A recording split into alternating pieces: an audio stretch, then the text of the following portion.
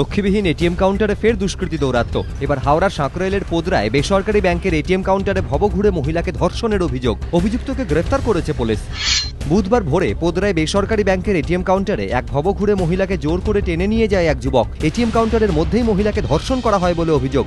মহিলার চিৎকারে ছুটে আসেন স্থানীয় বাসিন্দারা।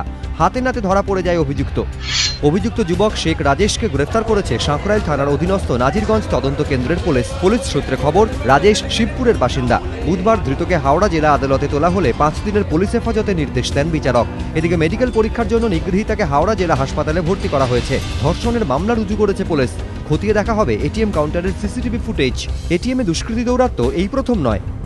19 নভেম্বর 2013 গত বছর বেঙ্গালুরুর এক এটিএম কাউন্টারে দুষ্কৃতী হামলায় গুরুতর জখম হন এক মহিলা ব্যাংক ম্যানেজার। 6 মার্চ 2014 জলপাইগুড়ির ময়নাগুড়ি এটিএম কাউন্টারের মধ্যে আক্রান্ত হন এক ব্যক্তি। রক্তাক্ত অবস্থায় তাকে উদ্ধার করা হয়। এই সমস্ত ঘটনার রেশ কাটতে না কাটতেই ফের এবার রক্ষীবিহীন এটিএম কাউন্টারে ধর্ষণের অভিযোগ। প্রশ্নের মুখে এটিএম এর নিরাপত্তা। সুনীত হালদার, এবিপি আনন্দ, হাওড়া।